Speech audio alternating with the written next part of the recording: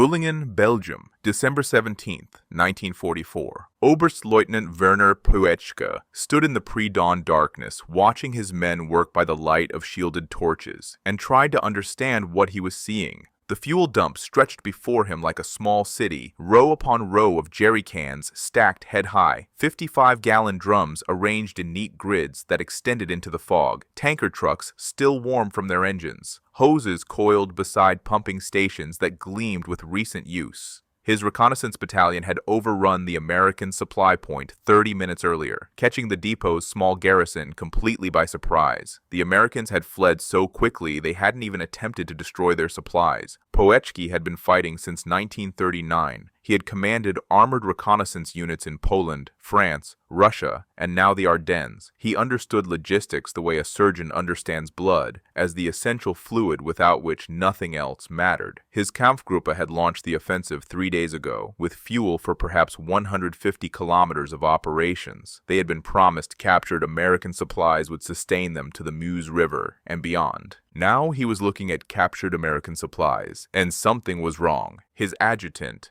Hauptmann Erich Langer, approached with a clipboard. Herr Oberstleutnant, initial assessment of the depot. He consulted his figures with the careful precision of a man delivering news he did not quite believe. Approximately 50,000 gallons of motor fuel, perhaps 10,000 gallons of aviation gasoline, lubricants, hydraulic fluid, spare parts. He gestured vaguely toward a warehouse they had not yet fully inventoried. We are still counting. 50,000 gallons. Puechki did the calculation automatically. Enough fuel to operate his entire Kampfgruppe for nearly a week. Enough to reach the Meuse. Enough to change the arithmetic of the offensive from desperate gamble to sustainable operation. He should have been elated. His men were already celebrating, rolling drums toward their vehicles, filling tanks that had been running on fumes. This was what victory looked like. This was what the offensive had been designed to achieve. But Puechki was not elated. He was staring at a detail that his men had overlooked in their excitement, a detail that had lodged in his mind like a splinter and would not let go. The jerry cans were not rusty. The drums were not dented. The hoses were not patched. Everything, every piece of equipment in this vast depot looked as if it had been manufactured last week. Langer, he said quietly, this depot, how long has it been here? The adjutant checked his notes. According to captured documents, the Americans established this supply point 4 days ago, on the 13th. 4 days? Yes, Herr Oberstleutnant. Puechka walked slowly along a row of jerry cans, running his gloved hand across their surfaces. Factory-fresh paint, crisp, stenciled markings, no rust, no wear, no evidence of the desperate improvisation that characterized every German supply operation he had ever seen. The Americans had built this depot in 4 days, 50,000 gallons of fuel transported from where? The coast, 100 kilometers away? 200, stockpiled, organized, and prepared for distribution in the time it took German logistics to move a single convoy from the Rhine to the front. And this was a small depot, a forward supply point. The captured documents suggested it serviced perhaps 2 regiments. Langer, Puechki said, and his voice had changed. Something had gone out of it, some quality of confidence or certainty that the adjutant had never heard waver before. The Americans. What are their total supply requirements? For the theater? Langer blinked. I don't have those figures, Herr Oberstleutnant. Estimate. If this depot supplies 2 regiments with 50,000 gallons, and the Americans have... Puechki paused, calculating. How many divisions? 50? 60? How many depots like this must exist? How many must exist between here and the coast? The adjutant did not answer. He was beginning to understand what his commander was seeing. Puechki stared at the neat rows of jerry cans, at the abundance that had been assembled in 4 days and abandoned without a second thought, and he felt something cold settle in his chest. We have captured a fortune, he said softly, and it means nothing, because they will build another depot tomorrow, and another the day after, and we... He stopped, started again. We planned this offensive for months. We scraped together every liter of fuel in Germany.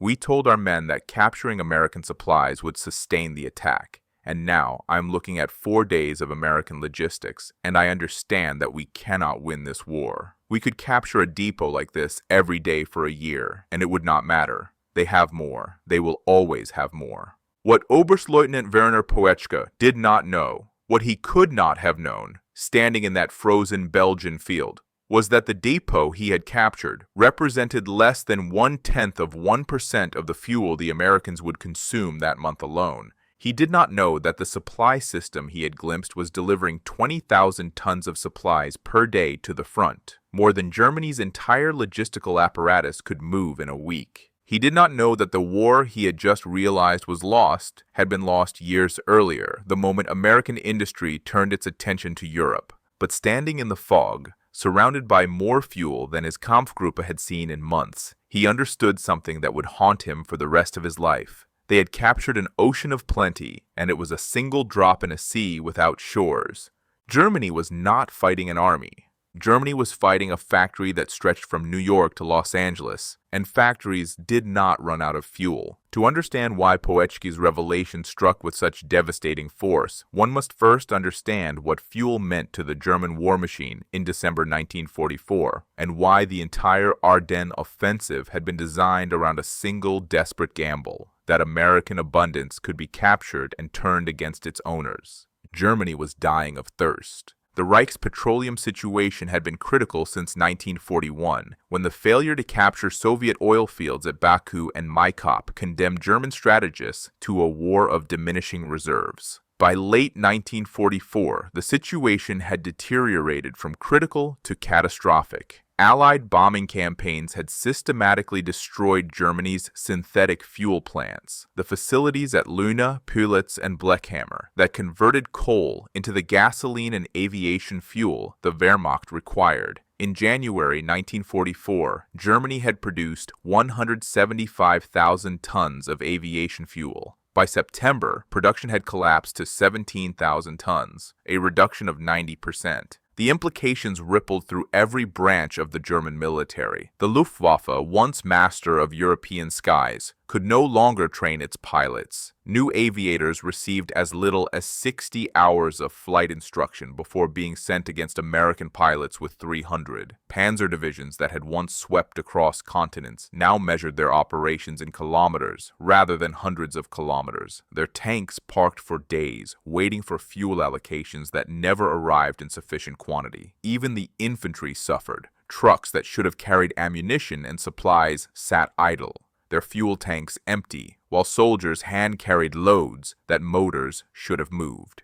Generaloberst Alfred Jodl, chief of operations for the Wehrmacht, summarized the strategic reality in a staff meeting on November 1, 1944. Our current fuel reserves permit approximately 6 weeks of sustained defensive operations. Offensive operations of any scale will exhaust reserves within 14 days. Every liter consumed must be weighed against the certainty that it cannot be replaced. We are not merely short of fuel, we are running on the last fumes of a tank that will never be refilled. The Ardennes offensive, Hitler's final gamble in the West, was conceived with this brutal arithmetic in mind.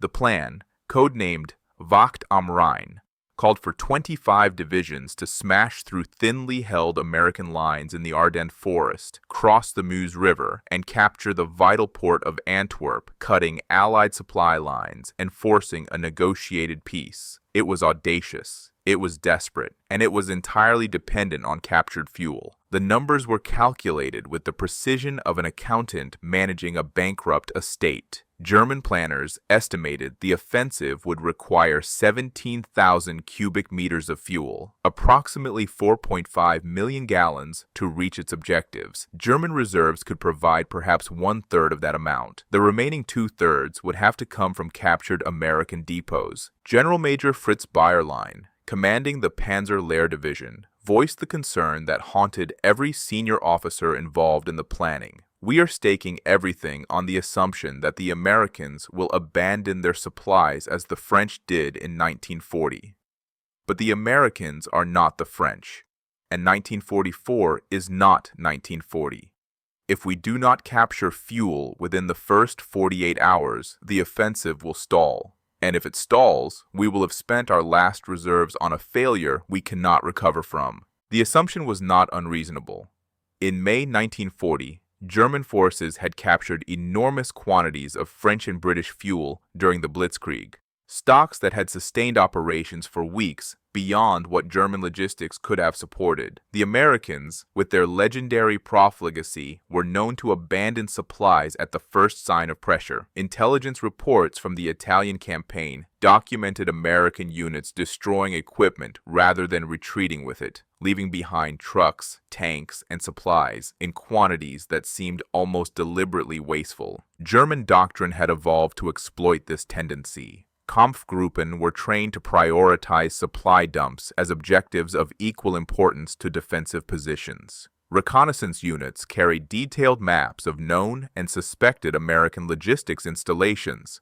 The first wave of the Ardennes assault included dedicated teams whose sole mission was to locate, capture, and secure fuel supplies before they could be destroyed. Oberstleutnant Jochen Peiper, commanding the lead Kampfgruppe of 1st SS Panzer Division, received his orders from Divisional Commander SS Oberführer Wilhelm Mohnke with explicit emphasis on fuel. Your objective is the Meuse River. You will reach it in 48 hours. You will do this by capturing American fuel as you advance. There will be no resupply from German sources. There is no German fuel to send. Everything depends on what you take from the enemy. If you fail to capture fuel, you will not fail to reach the Meuse. You will simply stop wherever your tanks run dry, and you will watch the offensive die around you.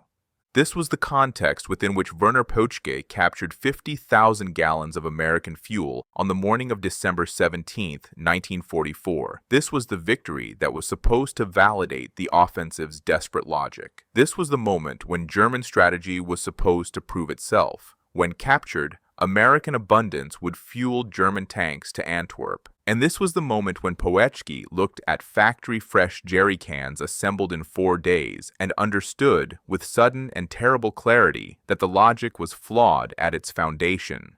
Germany was trying to drink the ocean with a teaspoon. The Americans were not going to run out of fuel. They were not going to run out of anything. And the offensive that had staked everything on captured supplies was already dead. The men fighting it simply hadn't realized it yet. The system that would drown Germany in fuel was born not on a battlefield but in a conference room in Washington, D.C. in March 1942 from the mind of a general who had never commanded troops in combat but understood, with the clarity of a mathematician, that modern war was not won by the army that fought hardest, but by the army that consumed most. Lieutenant General Brian Burke Somerville was 51 years old, a career logistician who had spent the interwar years building dams, managing construction projects, and mastering the arcane art of moving enormous quantities of material from one place to another. He was not glamorous. He was not quotable. He would never grace the cover of Life magazine or receive the adulation showered on fighting generals like Patton and MacArthur. But in March 1942, newly appointed as commander of Army Service Forces, he looked at the war America was about to fight and saw something his more celebrated colleagues did not: the bottleneck that would determine victory or defeat. "We can build the planes," Somerville told the Joint Chiefs of Staff in a presentation that would reshape American strategic thinking. "We can train the pilots. We can manufacture the tanks and the guns and the ammunition. None of that matters if we cannot deliver them to the battlefield. Logistics is not a supporting function. It is the war. Everything else is a consequence of logistics done well or poorly." The problem he described was staggering in scope.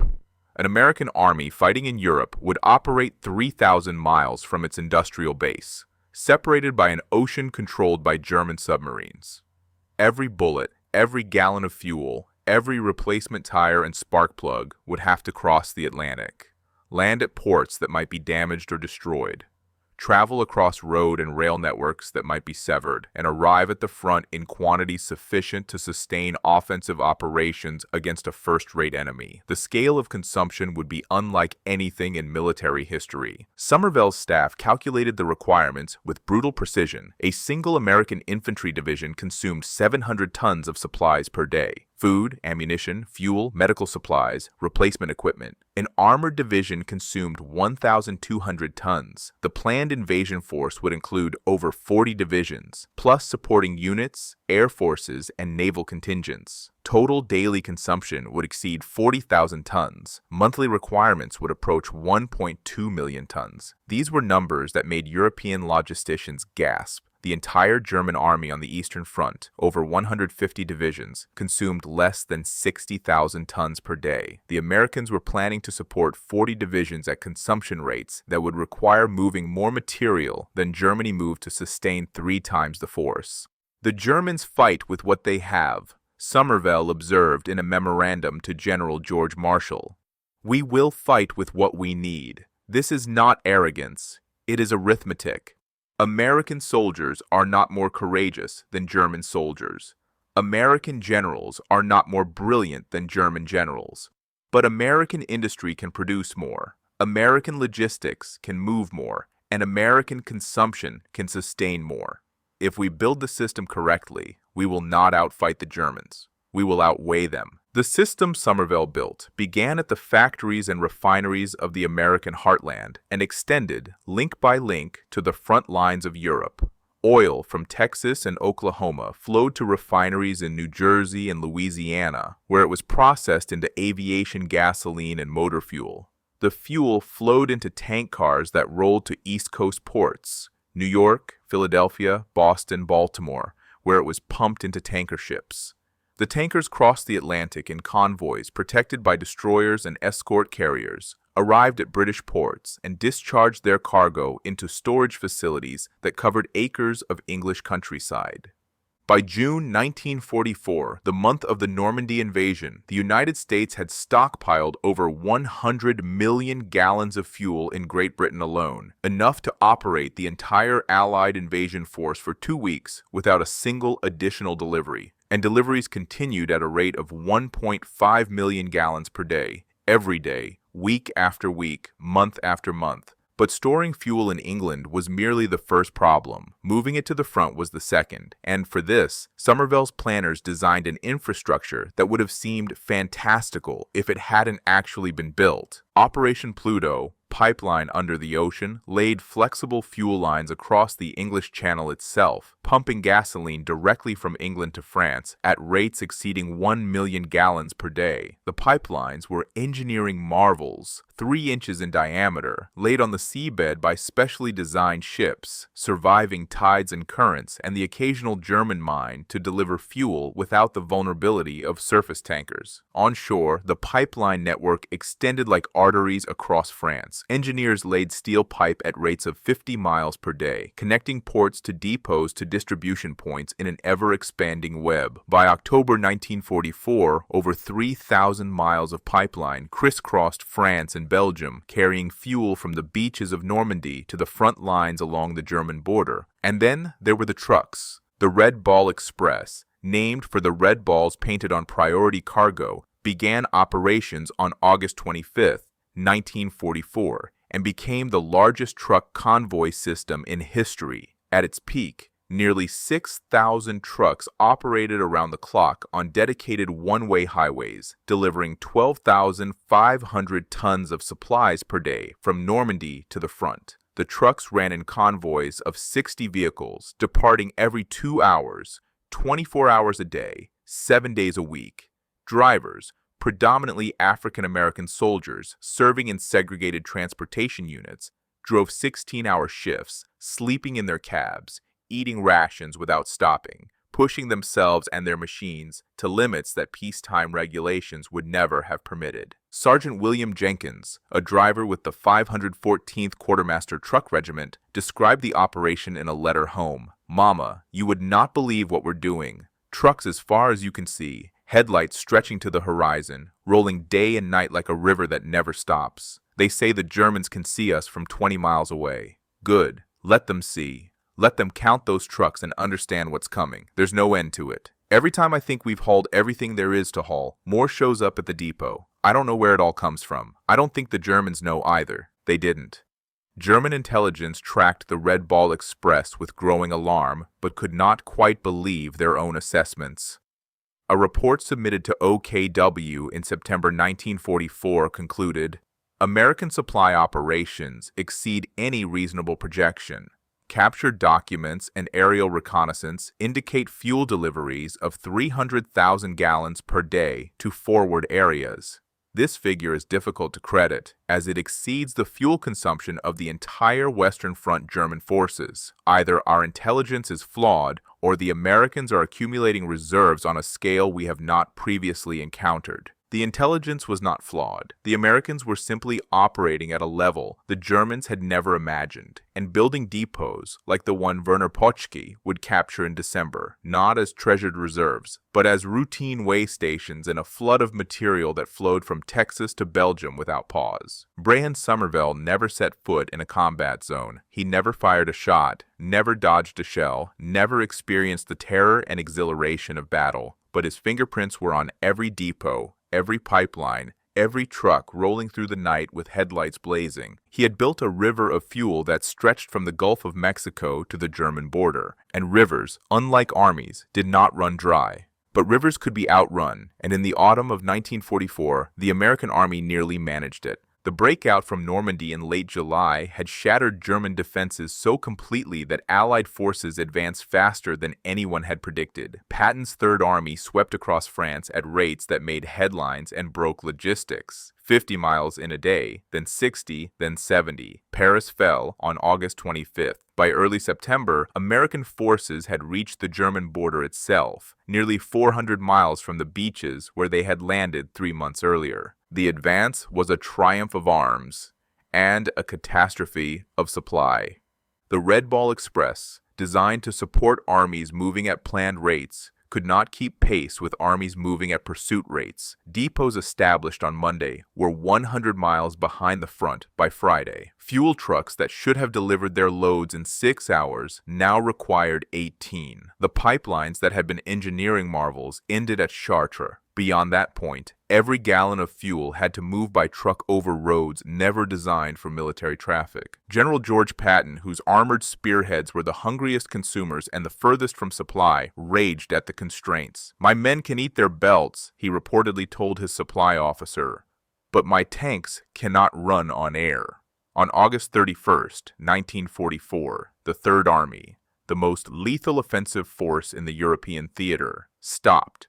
Not because of German resistance, not because of enemy action, because it had run out of gas. The irony was savage. An army that had built the most sophisticated logistics system in history, that had stockpiled 100 million gallons of fuel in England alone, that was pumping petroleum under the ocean itself. This army sat immobile on the German border because the supplies existed but could not reach the front. German intelligence observed the pause with professional interest. General Major Reinhard Gehlen, Chief of Foreign Armies East, submitted an assessment on September 5, 1944, that captured the prevailing interpretation. The American advance has halted along the length of the Western Front. Prisoner interrogations and captured documents confirm severe supply shortages, particularly of fuel. The American logistical system, while impressive in scale, has been unable to sustain the pace of the pursuit. This confirms our doctrine that industrial capacity alone cannot overcome the constraints of distance and consumption. The Americans have reached the limit of their operational reach. The assessment was accurate in its details and catastrophically wrong in its conclusions. What Gehlen saw as a fundamental limit was, in fact, a temporary imbalance, a system momentarily overwhelmed by its own success. Even as his report circulated through German high command, American engineers were extending pipelines, establishing forward depots, and reorganizing truck convoys to reach the new front lines. The pause that Gehlen interpreted as exhaustion was actually recalibration. But German commanders did not see recalibration. They saw what they wanted to see. Proof that American abundance had limits, evidence that logistics could be stretched until it broke, validation of the theory that would underpin the Ardennes offensive 3 months later. Oberst Friedrich von der Heydte, who would command a parachute regiment in the Ardennes, attended a planning conference in October 1944 where the September supply crisis was discussed at length. His memoir, published in 1958, recorded the conclusions drawn. We studied the American halt with great attention. Here was proof that the enemy, for all his resources, could not sustain indefinite advance. His trucks broke down, his pipelines ended, his depots emptied faster than they could be refilled. We calculated that the Americans consumed 800,000 gallons of fuel per day on the Western Front. We calculated that their forward reserves rarely exceeded 5 days of supply. We concluded that a sudden offensive, striking before they could react, would find depots full, and that capturing those depots would fuel our advance while denying fuel to their defense. The calculations were correct. The conclusion was a fantasy. What German planners failed to understand, what Gehlen and von der Heydte and every officer who studied the September pause failed to grasp, was the difference between a system at its limit and a system encountering friction. The American logistics apparatus had not reached maximum capacity in September 1944. It had merely stumbled while sprinting. The response was not retreat or retrenchment, but acceleration. More trucks, more pipelines, more depots, more of everything, pushed forward with an industrial determination that treated obstacles as problems to be solved rather than limits to be accepted. By October, fuel deliveries to the front had doubled from their September low. By November, they had tripled. The depots that German reconnaissance photographed and cataloged and marked on planning maps were not the culmination of American logistics. They were way stations, temporary accumulations that would be consumed and replaced and consumed again in an endless cycle of abundance. The Germans planned their offensive around captured fuel because they had no choice. Their own reserves were exhausted. Their own production was shattered. They looked at the September supply crisis and saw an enemy as constrained as themselves, an enemy who could be hurt by the same shortages that were strangling the Reich. They did not see what Piotrków would see at Bühlingen, the factory-fresh equipment, the casual abundance, the depot built in 4 days and abandoned without a second thought. They did not understand that the Americans were not managing scarcity, they were directing a flood. The September pause was not evidence of American weakness. It was the last time the German army would mistake a stumble for a fall. Bühlingen, Belgium, December 17, 1944, 06:30 hours. Oberstleutnant Werner Piotrków walked among the abundance like a man walking through a dream that had curdled into nightmare. His men were celebrating. They had found not only fuel but food. Crates of rations stacked in a warehouse adjacent to the motor pool. Boxes marked with words they couldn't read, but whose contents they recognized immediately. Chocolate, coffee, cigarettes, white bread so soft it compressed under a finger's touch, canned meat that smelled, when opened, like something from a pre-war memory.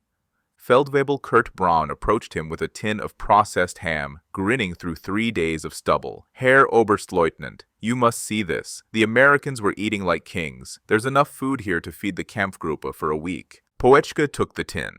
It was heavy, solid, its label bright with colors that German printing hadn't produced in years. He turned it over in his hands. Manufactured in Chicago, packed in August 1944, shipped across an ocean, stored in a warehouse, transported to Belgium, deposited in a forward depot that had existed for 4 days, and now held by a German officer who had been eating horse meat and turnip soup for the past 3 months. Braun, he said quietly, how much food is here? The Feldwebel shrugged. We're still counting. Perhaps 20 tons? The warehouse is nearly full. 20 tons of food for a depot that supplies 2 regiments. Yes, Herr Oberstleutnant. Piotrków did the calculation again, as he had done with the fuel. 2 regiments, perhaps 6,000 men. 20 tons of food for a supply point that had existed for 4 days. The German 6th Panzer Army, the entire force spearheading the Ardennes offensive, had launched with food reserves for 10 days. 10 days of supplies for 100,000 men, scraped together from across the Reich, transported in trucks that burned fuel Germany could not spare, managed with the desperate precision of an army that had learned to count every gram. The Americans had stockpiled 4 days of abundance for 6,000 men and abandoned it without attempting destruction. He set down the tin of ham and walked outside. The morning fog was lifting, revealing the depot in its full extent. Poeczki had seen supply dumps before, German supply dumps, where every barrel was precious, where guards stood watch over fuel as if it were gold, where requisition forms required 3 signatures and a prayer. This was something else. This was a cornucopia assembled with the casual confidence of men who knew there was always more where this came from.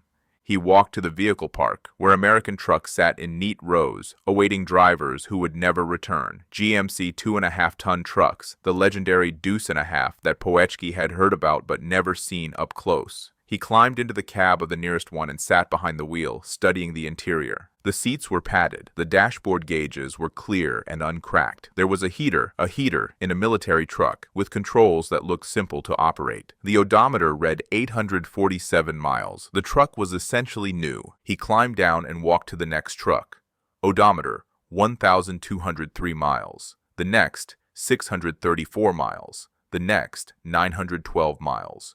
New trucks, all of them new, manufactured in Detroit or Flint or wherever Americans built such things, shipped across the Atlantic, driven a few hundred miles, and now captured by an army that was cannibalizing vehicles from 1938 to keep its supply lines functioning. Poeczki opened the hood of the nearest truck. The engine was clean, not merely maintained, but clean, as if someone had wiped it down before the retreat. No oil leaks, no jury-rigged repairs, no wire holding together components that should have been replaced months ago. He thought of the vehicles in his own Kampfgruppe, the Kubelwagens with doors that wouldn't close, the Opel Blitz trucks with engines that consumed oil faster than fuel, the half-tracks that broke down every 50 kilometers and required maintenance crews to perform miracles with parts salvaged from wrecks. Herr Oberstleutnant? Hauptmann Langer had followed him from the fuel dump, concern evident in his voice. Poeczka realized he had been standing motionless in front of the American truck for several minutes, staring at an engine that should not have existed. "Langer," he said, and his voice sounded strange to his own ears, distant, detached, as if coming from somewhere outside his body. "How many trucks did we lose on the advance from the Rhine?" The adjutant consulted his mental inventory. 17, Herr Oberstleutnant. Mechanical failures mostly. 2 to enemy aircraft. 17 trucks in 3 days. And how many replacement vehicles have we received? None, Herr Oberstleutnant. There are no replacement vehicles available. No. Poeczki closed the hood of the American truck carefully, as if it were made of glass. No, there are not. Because we are Germany, and Germany does not have replacement vehicles. Germany does not have new trucks with 800 miles on the odometer. Germany does not have depots that can be built in 4 days and abandoned without a second thought. Germany has... He stopped, gestured vaguely at the abundance around them. Germany has captured this, and it is not enough. It will never be enough. Herr Oberstleutnant, the offensive is over, Langer. It ended before it began. We simply did not know it. He began walking back toward the fuel dump, where his men were still filling tanks and celebrating their good fortune. Halfway there, he stopped and turned back to face his adjutant. "Do you know what I see here, Langer?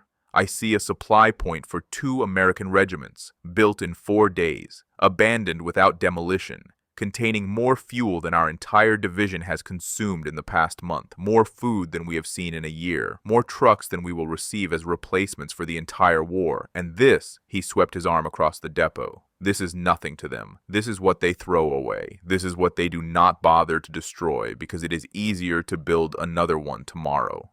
He resumed walking, his boots crunching on frozen ground.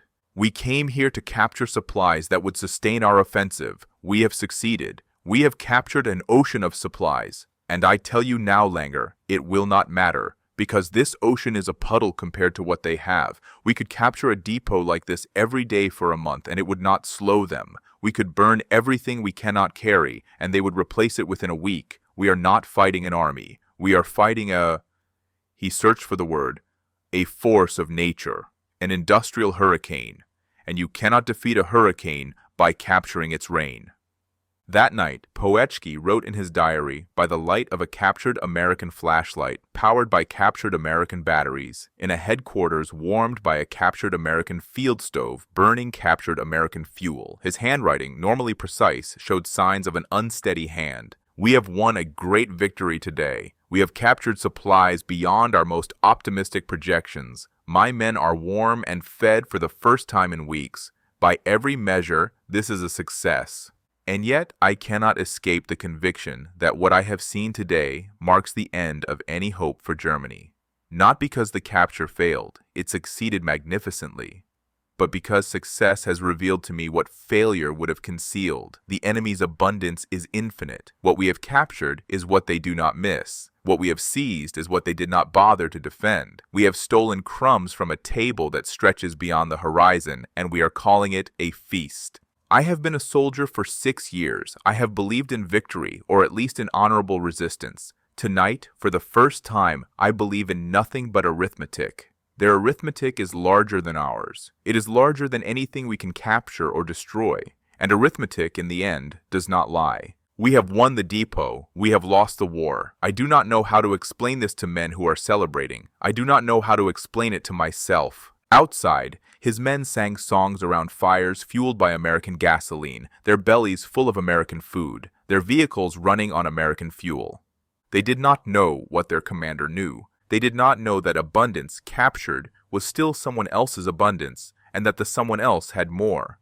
The arithmetic Poetchka had discovered at Bullingen proved itself across the Ardennes in the days that followed, not in a single catastrophic moment, but in the slow, grinding accumulation of failures that revealed the offensive's fatal flaw. Kampfgruppe Peiper, the armored spearhead that was supposed to reach the Meuse in 48 hours, ran out of fuel on December 19th, 2 days into an offensive planned to last 2 weeks. Peiper's tanks, the fearsome King Tigers and Panthers that were supposed to shatter American resistance, sat immobile in the Belgian countryside, their engines cold, their fuel tanks empty. His men siphoned gasoline from abandoned vehicles and captured stocks, but the captured stocks were never enough. Each depot they overran bought them a few more kilometers. Each few kilometers consumed what they had captured. Peiper himself described the death spiral in a post-war interrogation. We were like men trying to fill a bathtub with a teaspoon while the drain remained open. Every depot we captured was smaller than the last. Every advance consumed more than we gained. By the second day, I knew we would not reach the Meuse. By the third day, I knew we would not escape. The pattern repeated across the offensive's front. The 2nd Panzer Division, racing for the Meuse crossing at Dinant, came within 4 kilometers of the river, close enough to see its waters, before running dry on December 24th. American fighter bombers found them on Christmas Day, their tanks parked in neat rows, like targets on a gunnery range, their crews unable to disperse because dispersal required fuel they did not have. The division lost 88 tanks in 48 hours, not to combat with American armor, but to aircraft attacking vehicles that could not move. General Lieutenant Fritz Bayerlein, whose concerns about captured fuel had been dismissed during planning, watched his Panzer Lehr division disintegrate for want of gasoline. His after-action report, submitted in January 1945, contained a passage that read like an epitaph. We advanced on December 16th with fuel for 100 kilometers. We were promised that captured American depots would provide the remainder. We captured depots. We captured fuel. It was never sufficient. By December 20th, I was allocating fuel by the liter. 1 liter for reconnaissance, 2 liters for a platoon to relocate, 5 liters for a company to conduct a local attack. We were reduced to measuring our offensive capability in liters, while the Americans measured theirs in millions of gallons. This is not a basis for military operations. This is the mathematics of defeat. While German tanks ran dry, American logistics performed a miracle that validated everything Somerville had built. On December 17th, the same day Poetchka captured his depot at Bullingen, General Eisenhower ordered the largest emergency supply operation of the European war. Within 24 hours, 60,000 gallons of fuel had been redirected to threatened sectors. Within 48 hours, the number exceeded 500,000 gallons. Within a week, the American logistics system had delivered over 3 million gallons of fuel to units engaged in containing and counterattacking the German offensive. The Red Ball Express, officially closed in November, was resurrected overnight. Truck companies that had been resting and refitting were recalled to service. Drivers who had thought themselves done with the war's most grueling duty found themselves back behind the wheel, running convoys through snow and ice and German air attacks, delivering fuel that would kill the offensive Piper, and Bayerlein and 100 other German officers were dying to sustain. Sergeant James Big Jim Patterson, a driver with the 3628 Quartermaster Truck Company, described the operation in a letter that survived the war. They told us the Germans had broken through, that our boys were surrounded at Bastogne, that everything depended on getting supplies forward. We drove for 36 hours straight. The roads were ice. We passed columns of men heading the wrong direction, some of them running, some of them walking wounded, all of them scared. But the trucks kept rolling, headlights on, 60 vehicles per convoy, one right after another, all night long. A German plane strafed us somewhere around midnight, killed 2 men, set a fuel truck burning, and the convoy never stopped. We just drove around the wreck and kept going. That's what the Germans don't understand. They can kill us. They can't stop us. There's always another truck. There was always another truck. There was always another depot. There was always more.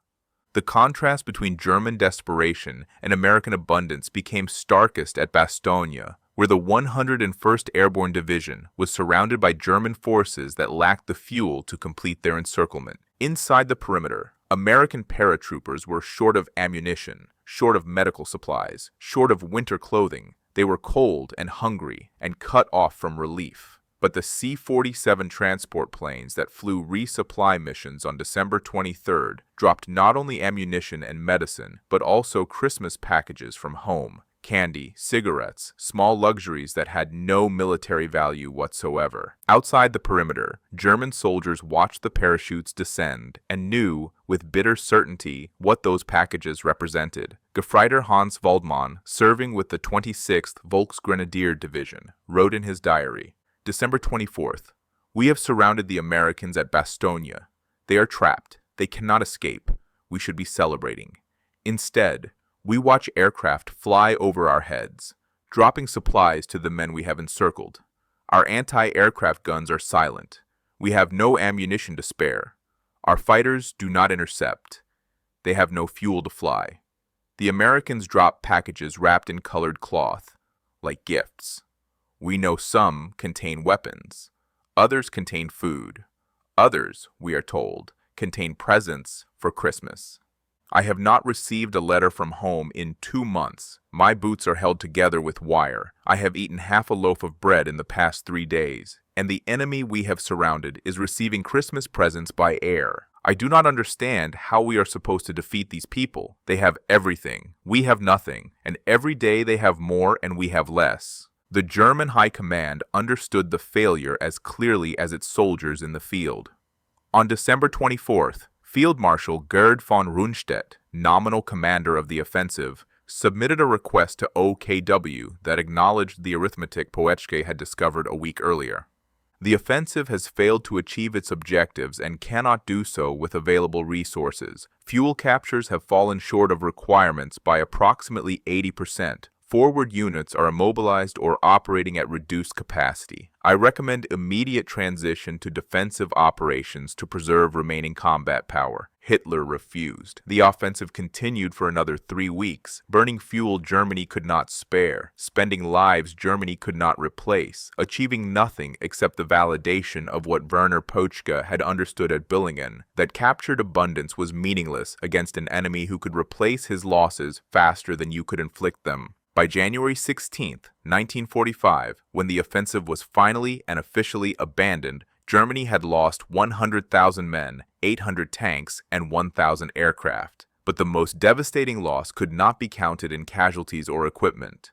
Germany had spent its strategic fuel reserve, the final accumulation of every liter the Reich could produce or hoard, on an offensive that had moved the front line approximately 0 kilometers from where it began. The Americans had lost 75,000 men and 733 tanks. They had been surprised, mauled, embarrassed. They had replaced every loss within 6 weeks. The Ardennes offensive did not destroy the American army. It revealed, with terrible clarity, what that army actually was. Not a force that could be beaten by killing its soldiers or capturing its supplies, but a system that regenerated faster than any enemy could degrade it. Germany had thrown everything it had at the American logistics machine. The machine had not even slowed down. The numbers, compiled after the war by American logistics historians and German staff officers forced to confront the arithmetic of their defeat, told a story so lopsided it bordered on the absurd. Between June 1944 and May 1945, American forces in the European theater consumed 4.7 billion gallons of petroleum products, gasoline, diesel, aviation fuel, lubricants. This figure exceeded the total petroleum consumption of the German military on all fronts for the entire war. The Americans burned more fuel liberating Europe than Germany had burned conquering it. The daily consumption rate defied German comprehension. At peak operations, American forces in Europe consumed 850,000 gallons of fuel per day, more than Germany's entire synthetic fuel production for a month. On a single day in March 1945, Third Army consumed 388,000 gallons, advancing into the German heartland. Patton's tanks burned more fuel in 24 hours than Kampfgruppe Peiper had been allocated for the entire Ardennes offensive. The delivery system that sustained this consumption operated on a scale German logistics officers found difficult to credit, even when presented with captured documents. The Red Ball Express and its successor routes moved 412,000 tons of supplies in their months of operation. Pipeline systems pumped 1.4 million gallons of fuel per day directly to forward depots. The port of Antwerp, captured in September and operational by November, processed 25,000 tons of supplies per day, more than the entire German army on the Western Front consumed. And then there were the reserves. When the Ardennes offensive struck, American depots in France and Belgium contained approximately 16 million gallons of fuel, more than enough to operate the entire U.S. Army in Europe for 3 weeks without a single additional delivery. German intelligence had estimated American forward reserves at perhaps 5 million gallons. They were wrong by a factor of 3. The disparity extended beyond fuel to every category of supply. American depots contained 2.5 million tons of ammunition, enough to sustain combat operations for 6 months. Food stockpiles exceeded 4 million tons. Replacement vehicles, trucks, jeeps, tanks, half-tracks sat in marshalling yards across France, waiting to replace losses that had not yet occurred. The system did not merely meet demand, it anticipated demand and exceeded it, building reserves against contingencies that German planners could not imagine because they had never possessed reserves of any kind. Post-war interrogations revealed how completely German officers had misunderstood what they were fighting. General Oberst Alfred Jodl, who had calculated Germany's fuel reserves with such precision, was captured in May 1945 and subjected to extensive questioning about German strategic planning. His assessment of American logistics had evolved considerably from the confident memoranda he had written in late 1944. We made a fundamental error in evaluating the American capacity. We looked at their consumption rates and saw inefficiency, waste, excess, the profligacy of men who had never known scarcity. We did not understand that what we called waste was actually margin. The Americans did not consume more because they were careless. They consumed more because they could afford to consume more, and that margin of consumption gave them resilience we could not match. When we attacked in the Ardennes, we expected to disrupt their supply system. We expected captured depots to fuel our advance. We expected that severing their logistics would create the kind of crisis we experienced whenever our own logistics were disrupted. None of this happened. We captured depots and they built new ones. We severed supply lines and they routed around us. We inflicted losses and they replaced them within weeks. We were fighting an enemy who could absorb any blow we struck and continue functioning. I do not know how you defeat such an enemy. I do not believe it can be done. General der Panzertruppe Hasso von Manteuffel, who commanded 5th Panzer Army during the Ardennes offensive, offered a more personal assessment in his post-war memoir. I have commanded armored forces on every front of this war. I have seen the French army collapse, the British army retreat, the Soviet army nearly destroyed. None of them possessed what the Americans possessed: the ability to sustain offensive operations indefinitely, without pause, without the conservation of resources that limited every German operation I ever conducted. In the Ardennes, I watched my divisions disintegrate for want of fuel, while American aircraft flew overhead continuously. Burning fuel I would have murdered to possess, dropping bombs manufactured in quantities we could not conceive. My men captured American supply dumps and found chocolate, cigarettes, fresh coffee, luxuries we had not seen in years, distributed to common soldiers as routine rations. This was not merely material superiority. This was a different conception of war itself. We fought with what we had. They fought with what they needed. The difference is absolute. Perhaps the most devastating admission came from Albert Speer, Reich Minister of Armaments, who managed Germany's war production and understood better than any other Nazi official the industrial realities that determined victory and defeat. In his interrogation at Nuremberg, he was asked specifically about the fuel disparity that had crippled German operations.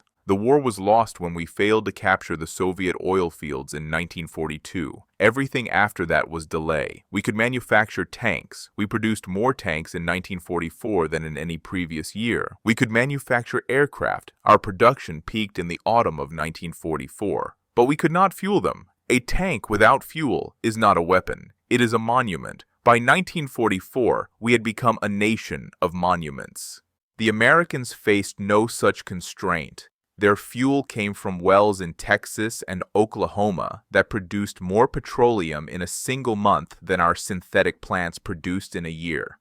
Their refineries operated at capacities we could not imagine. Their tanker fleet moved oil across the Atlantic faster than we could sink it. When I saw the production figures for American petroleum, when I truly understood the scale of what we faced, I knew that German industrial genius was irrelevant. You cannot outproduce an ocean. You cannot outmaneuver arithmetic. The Americans had both, and we had neither.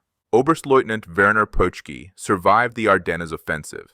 His Kampfgruppe was among the units that retreated across the Our River in January 1945, carrying with them whatever captured fuel they had not already consumed. He continued fighting until April, when his remaining forces surrendered to American troops near the Elbe River. His interrogation transcript, conducted at a processing center in May 1945, contained a passage that echoed what he had written in his diary at Bullingen 5 months earlier. "You ask me when I knew the war was lost. I will tell you the exact moment. December 17th, 1944, Bullingen.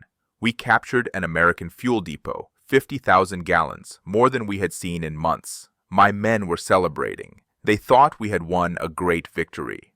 I looked at the equipment. Everything was new. The jerry cans had no rust. The trucks had no wear. The depot had been built in 4 days. And I understood, not believed, understood that we could capture a depot like that every day for a year, and it would not matter. The Americans would simply build another and another and another. They were not fighting the same war we were fighting. We were fighting for survival. They were fighting with abundance so vast that what they threw away exceeded what we possessed. I did not know the word then, but I know it now. Logistics. The Americans did not defeat us with their tanks or their planes or their soldiers. They defeated us with logistics. They buried us in supplies. They drowned us in fuel. And by the time we understood what we were facing, there was nothing left to do but die or surrender. I chose surrender, not because I was a coward, because I understood arithmetic, and the arithmetic said that Germany was already dead. We simply had not stopped moving yet. In the pre-dawn darkness of December 17, 1944, Werner Pötschke had stood in a captured American fuel depot and watched his men celebrate. They had rolled drums toward their vehicles, filled tanks that had been running on fumes, eaten chocolate and white bread and canned ham from Chicago. They had sung songs and built fires and believed for a few hours that the war could still be won. Poechka had known better. He had looked at factory-fresh jerry cans and trucks with 800 miles on their odometers and a depot built in 4 days, and he had understood, with the sudden, terrible clarity of a man seeing the edge of a cliff in the instant before he falls, that Germany was not fighting a war it could win. It was not even fighting a war it could survive. It was fighting a force of nature, an industrial hurricane, an arithmetic so vast that capture and destruction and every weapon in the German arsenal could not slow it down. He had written in his diary that night, "We have won the depot. We have lost the war." He was right. The fuel depot at Billingen sustained German operations for approximately 72 hours. The vehicles that filled their tanks there advanced perhaps 40 kilometers before running dry again. The food that German soldiers ate with such wonder was digested and forgotten within days. The trucks with their pristine engines were abandoned when they too ran out of fuel, left to rust in Belgian fields alongside the King Tigers and Panthers and half-tracks that had been Germany's last hope. The Americans rebuilt the Billingen depot within a week of recapturing the area. They did not rebuild it because it was strategically vital. They rebuilt it because that was what the system did. It built and supplied and replaced, endlessly, automatically, without pause or consideration, like a heart pumping blood to limbs that would never stop moving. Brian Somerville, the architect of that system, never learned Werner Poechka's name. He never knew about the German officer who had stood among captured abundance and understood before anyone else what American logistics truly meant. Somerville died in 1955, honored for his contributions to victory, but never celebrated like the generals who commanded troops in battle. His obituaries mentioned his role in building the Pentagon. They did not mention that he had built something far more consequential, a machine that could sustain war across an ocean, indefinitely, at scales no enemy could match. The machine outlived the war it was designed to win. The pipelines Somerville laid across France became the foundation for post-war petroleum infrastructure. The truck convoys that rolled through the night with headlights blazing became the model for military logistics that NATO would employ for decades. The philosophy he articulated, that war was not won by the army that fought hardest, but by the army that sustained longest, became doctrine, studied at war colleges from West Point to Sandhurst to the academies of nations that had not yet been born. Germany never recovered from the Ardennes. The fuel spent on Hitler's final gamble could not be replaced. The tanks lost could not be rebuilt. The men killed, 100,000 of them, veterans and conscripts and boys pulled from schools and factories, left gaps that could not be filled. The Reich that had conquered Europe in 1940 collapsed in 1945, not because its soldiers stopped fighting, but because its machines stopped moving. They stopped moving because they ran out of fuel, and they ran out of fuel because they were fighting an enemy who had more. More fuel, more trucks, more depots, more of everything, always, forever, without end. Werner Poechka returned to Germany after his release from prisoner of war processing in 1946. He never spoke publicly about his wartime service. He never wrote a memoir or gave interviews to historians. He became a civil engineer, helped rebuild the infrastructure that Allied bombing had destroyed, and lived quietly in Hamburg until his death in 1983. But among his personal papers, his family found a single sheet of stationery dated December 1965, the 20th anniversary of the Ardennes offensive. On it, Poechka had written a reflection that was perhaps meant for publication, perhaps meant only for himself. I have been asked many times by younger people what it was like to fight the Americans. They expect me to speak of battles, of tanks and aircraft and brave soldiers facing death. I disappoint them. I tell them about a fuel depot in Belgium, about jerry cans without rust, about trucks that had been built weeks before and would be abandoned days later. I tell them that we captured 50,000 gallons of American fuel and that it meant nothing. They do not understand. How can 50,000 gallons mean nothing? How can victory mean defeat? I explain it this way. Imagine you are dying of thirst in a desert. You find an oasis, water enough for a week, more water than you have seen in months. You drink. You fill your canteens. You believe you are saved. And then you climb the highest dune and look toward the horizon, and you see that the desert stretches forever in every direction, and your oasis is a puddle, and there is no end to the sand. That is what I saw at Billingen. The Americans were the desert. Their fuel was the sand. What we captured was a puddle, and the desert did not care.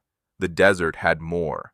We lost the war the moment we decided to fight an enemy who had more. Not more courage. We had courage. Not more skill. We had skill. More of everything else. More fuel, more food, more trucks, more factories, more ships, more planes, more of the material of war than we could ever destroy or capture or consume. The young people nod politely when I tell them this. They do not truly understand. They cannot understand. They did not stand in that depot, in the fog, surrounded by abundance, and feel the ground open beneath their feet. They did not realize, as I realized, that arithmetic is destiny, and that our arithmetic had run out. 50,000 gallons. It was more fuel than we had seen in months. It was nothing. It was less than nothing. It was the moment I understood that Germany was dead and had been dead for years, and all that remained was the dying. The Americans did not defeat us. Their abundance defeated us. And abundance, in the end, is just another word for more. They had more. We did not. There is no strategy that overcomes that. There is no courage that changes that. There is only arithmetic. And arithmetic does not lie. The depot at Billingen does not exist today. The fields where Poechka stood have returned to farmland, green and quiet, unmarked by any monument or plaque. The war that was decided there, decided not by the battle that followed but by the realization that preceded it, has passed from memory into history, from history into footnotes, from footnotes into the silence that eventually claims all things. But the lesson remains. Germany sent its last reserves against an enemy who had no concept of last reserves. Germany gambled everything on capturing abundance from an enemy who defined abundance differently than any nation in history. Germany built an army to conquer continents and discovered too late that continents are not conquered by armies. They are conquered by factories, by ships, by pipelines pumping fuel under oceans, by trucks rolling through the night with headlights blazing, visible for 20 kilometers, an endless river of light that never stopped flowing. The Germans had courage, they had skill, they had determination and discipline, and a willingness to die that impressed even their enemies. The Americans had more. In the arithmetic of industrial war, more is the only number that matters, and the Americans always had more.